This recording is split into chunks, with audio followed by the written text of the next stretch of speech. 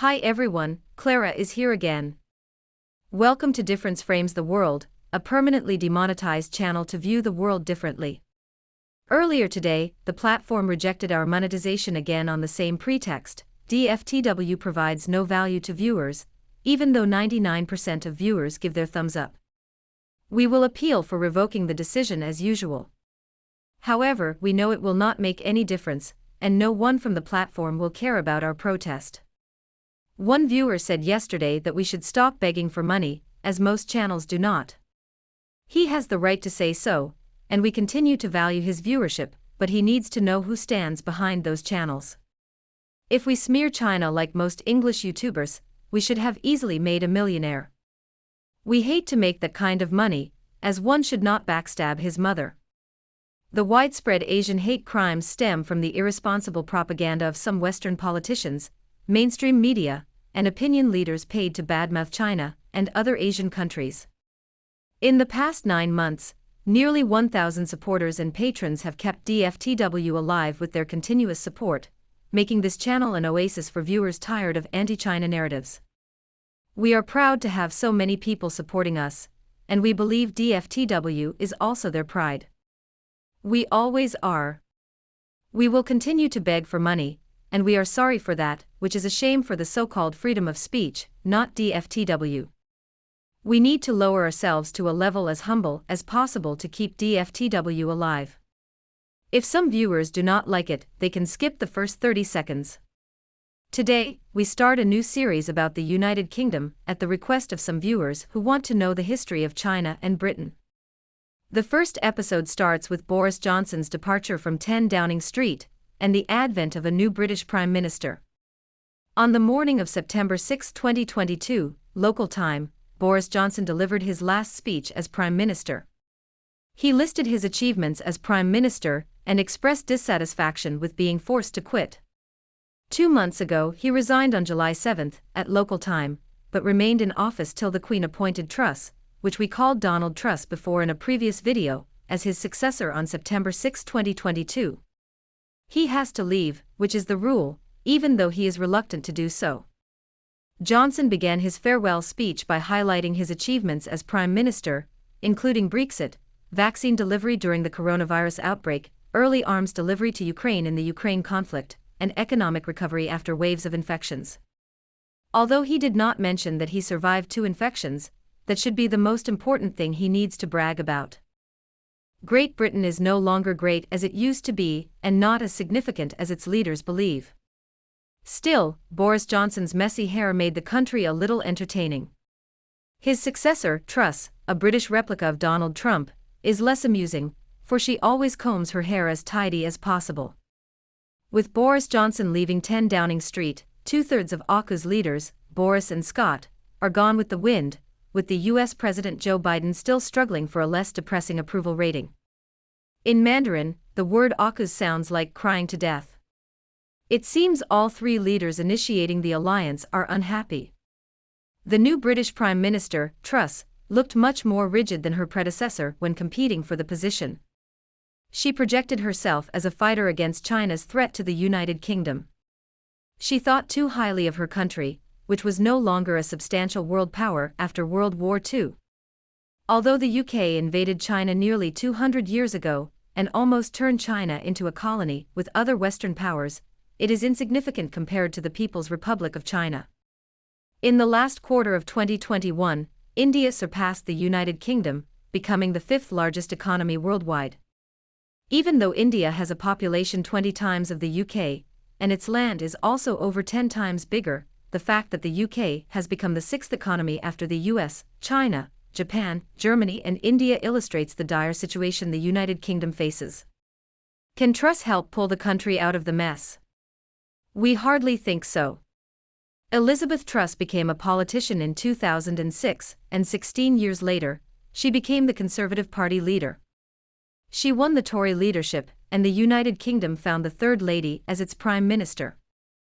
Her parents supported the Labour Party and talked about politics in front of her when she was still a teenager. Among the British Prime Ministers, her favourite was Margaret Thatcher. For the first televised debate, Truss wore a black blazer and a white shirt with a large bow, copying Thatcher's 1979 election campaign. Although Truss explained that it was all sheer coincidence, the British media have a different interpretation. She follows Thatcher's suit even when advocating her policy, a new version of the Thatcherism. We talked about Thatcher when introducing the return of Hong Kong to China in 1997 from the United Kingdom. Here we will not talk about her in detail, but we have to say she was one of the most influential British Prime Ministers and Britain's last world-class leader.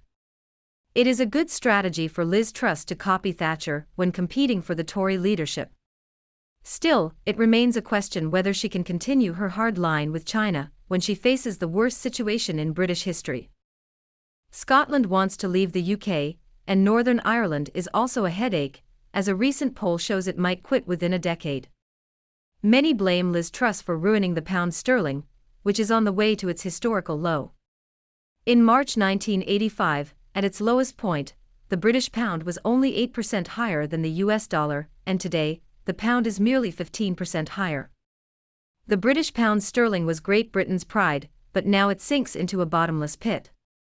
What can Liz Truss do to save her country, except be tough with China, following the United States step by step? Margaret Thatcher was tough with China in the 1980s, but China's Deng Xiaoping was tougher.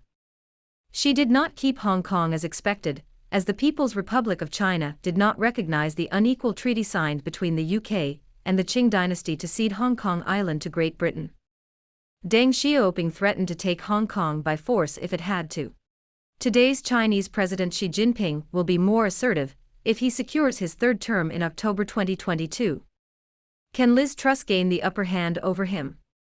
She claims that the G7 accounts for half the world's economy, but which G7 nation, including the US, will sacrifice its interests in China to synchronize with her frenzy? The European Union is depressed now because of the shortage of natural gas in the impending winter.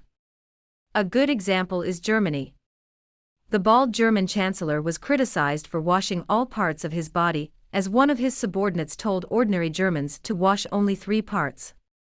When the Ukraine conflict broke out, we predicted that Europe would fail before Russia, which has come true.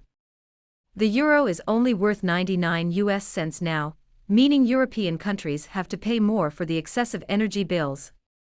Liz Truss is among those European leaders who sanctioned Russia, at the expense of ordinary European people and their enterprises. She firmly stands with Kiev, which is politically correct but economically wrong. The Ukraine conflict is a tragedy for Ukrainians, Russians, and the world. Ukraine is losing its land and people to Russia, and has almost depleted the Western nations' safety stock in their arsenals. Can the UK and other European countries still have the courage and strength to cut ties with China just because Liz Truss wants to be an anti-China warrior? The UK will not leave China's market to its competitors, as it is still brighter than Australia under Scott Morrison's leadership. When Australia fought fearlessly with China, Aussies lost their business with China to their American competitors. If European countries want to leave China, American companies will be happy to fill the gap. Even if some Americans and Europeans hate China politically, they cherish opportunities in China and love China's money. We cannot say Elizabeth Truss will change her stance toward China when she steps into office, but as a prime minister, not a candidate for the position, she will think more like a leader than a narrow-minded popularist clown. South Korea is an excellent example. Its new leader was also anti-China in the campaign, but he became more pragmatic when he realized a small nation could not meddle with either the US or China.